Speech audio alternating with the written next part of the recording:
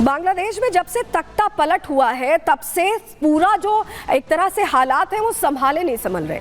यूनिस जब आए थे तो ऐसा लगा था कि नोबेल पुरस्कार विजेता हैं, उतने ही अच्छे तरीके से वो सरकार संभालेंगे, सत्ता संभालेंगे, लेकिन उनकी सत्ता के दौरान लगातार अल्पसंख्यकों के साथ बर्बरता की गई, उन्हें निशाना बनाया गया, किसी को नौकरी से हटाया गया, किसी के मंदिर तोड़े गए और तस्वीरें ऐसा लगा कि आम होती गई। लेकिन जिसका जिम्मा था, जिस यूनिस सरकार का जिम्मा था सब कुछ संभालना, वही यूनिस सरकार आंखें बंद किए बैठी। और उसके बाद अब वही यूनिस सरकार उन अल्पसंख्यकों पर अलग तरह से जुल्म ढाने की कोशिश कर रही है। और ऐसे में अब हिंदुओं ने रण छेड़ दिया है, उन्होंने कह दिया है कि अब बर्दाश्त नहीं करेंगे। अल्पसंख्यकों ने मैदान में उतरने का फैसला कर लिया है।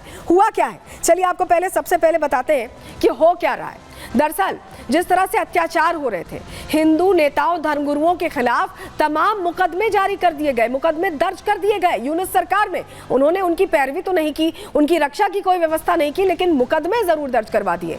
चिन्मय कृष्ण समेत 19 लोगों के खिलाफ देशद्रोह का मुकदमा यूनिस सरकार में दर्ज हुआ है। इनमें से 2 हिंदू नेताओं को गिरफ्तार भी किया गया है। राष्ट्रीय झंडे के ऊपर भगवा झंडा फहराने का इन पर आरोप लगाया गया और इस आरोप के तहत ही इन 19 लोगों पर मुकदमा दर्ज कर दिया गया। लेकिन आपको बताएं कि ये जो पूरा मामला जब सामने आया तो इसके बाद जो हिंदू हैं, जो अल्पसंख्यक हैं वहाँ बांग्लादेश में, जो लगातार जुल्म झेल रहे थे, सब कुछ सह रहे थे, अपनी सरकार से समर्थन की मांग कर रहे थे, उनका गुस्सा फूट पड़ा। उसके बाद क्या हुआ आपको बता रहे हैं। हिंदू नेताओं पर केस दर्ज होने से जो हिंदू हैं, अल्पसंख्यक हैं, वो आक्रोशित हो गए। चिटगांव में 30,000 से भी ज्यादा हिंदुओं ने प्रदर्शन किया, सड़कों पर उतर आए। प्रदर्शन के जरिए सरकार को 72 घंटे का अल्टीमेटम इनकी तरफ से दे दिया गया है, यानी 72 घंटे में सब कुछ तय तमाम करना होगा, ये कह दिया गया है। 4 अगस्त के बाद से हमले के 2000 से ज्यादा मामले सामने आए। आप समझ रहे हैं, जब से तख्ता पलट हुआ है कितने मामले सामने आ चुके हैं, 2000 से ज्यादा। सोचिए कितने लोगों के लिए मुश्किल खड़ी की है। यूनिस सरकार इन हमलों को रोक पाने में पूरी तरह से नाकाम रही है और यही वजह है कि अब हिंदुओं ने एक तरह से रण छेड़ दिया है, ललकार दी है। असल में ये पूरा मामला शुरू कहां से हुआ आपको बताते हैं। ये जो केस दर्ज हुआ है, 19 लोगों के खिलाफ जो ये केस दर्ज हुआ है, दरअसल ये मामला शुरू कहां से हुआ, चलिए जल्दी से आपके सामने हम जानकारी अब रख देते हैं, क्योंकि ये मामला शुरू काफी पहले से हुआ, ये अभी की बात नहीं है। दरअसल 25 अक्टूबर को आपको बताएं, चिटगांव के लाल दीदी मैदान में रैली बुलाई गई और सनातन जागरण मंच ने इस रैली का आयोजन किया, क्योंकि लगातार हमले हो रहे थे, हिंदुओं की बेटियों के साथ एक तरह से खिलवाड़ हो रहा था, जो उनके घर हैं, मंदिर हैं, सबको आके हवाले किया जा रहा था। रैली के दौरान हिंदुओं ने अपनी 8 सूत्रीय मांगे रखी। क्या मांगे थी? न्यू मार्केट चौक पर भगवा ध्वज भी फहराया गया और ये बात कही गई कि अगर मांगों को लेकर फैसला नहीं लिया गया तो रण छिड़ जाएगा। हिंदुओं ने एक तरह से ये बता दिया और ध्वज पर आमी सनातनी लिखा हुआ था, यानी कि मैं, आमी यानी मैं, सनातनी बांग्ला भाषा में। मोहरा इलाके निवासी फिरोज खान ने इस पूरा जो ये कार्यक्रम था, जो हिंदू जागरण मंच का कार्यक्रम था, इस पर मुकदमा दर्ज करवा दिया। चिटगांव इस्कॉन के सचिव को भी इसमें आरोपी बनाया गया। जो 19 लोग हैं उनमें सचिव का भी नाम है। और आप समझिए इसी को लेकर फिर अब रण छिड़ता दिखाई दे रहा है। आपको जरा तस्वीर दिखा देते हैं, उस दिन की तस्वीर दिखाते हैं, जिसको लेकर कहीं ना कहीं एक तरह का डर दिखाई दिया था वहां पर यूनिस सरकार में, क्योंकि हिंदुओं ने रण छेड़ दिया। देखिए, कट्टरपंथियों के निशाने पर इस्कॉन मंदिर पहले भी रहा है। ऐसा नहीं कि ये जो 19 लोगों के खिलाफ मामला दर्ज हुआ है ये अभी हुआ है, इससे पहले भी लगातार 2009 में बांग्लादेश का ही ये पूरा मामला बता रहे हैं, इस्कॉन मंदिर द्वारा संचालित अनाथालय पर हमला कर दिया गया, अनाथालय पर हमला किया गया। उसके अलावा 2015 में इस्कॉन मंदिर पर आतंकियों ने अटैक कर दिया था। वहीं 2016 में इस्कॉन मंदिर पर कट्टरपंथियों ने हमला किया और इसमें 10 लोग घायल हो गए थे। बार बार इस्कॉन को निशाना बनाया जाता रहा है।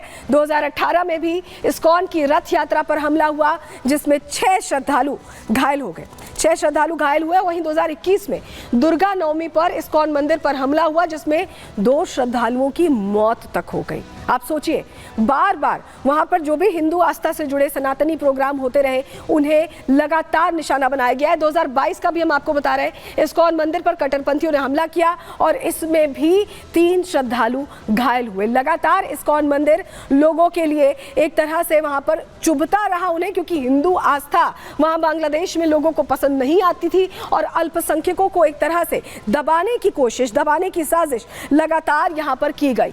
सबसे बड़ी बात है कि जिस सरकार की यह जिम्मेदारी थी कि वो सब कुछ संभाले, सब कुछ देखे, माहौल ठीक करे, जिस तरह से दबाया जा रहा है अल्पसंख्यकों को, हिंदुओं को वहां पर उसकी जिम्मेदारी लेते हुए उनकी सुरक्षा सुनिश्चित करे, वो सब कुछ नहीं कर पाई यूनिस सरकार। और यही वजह है कि हिंदुओं ने अब कह दिया है कि 72 घंटे में सब कुछ ठीक करो, नहीं तो ये और आक्रोश सड़कों पर दिखाई देगा। रिपोर्ट आपको दिखा रहे हैं।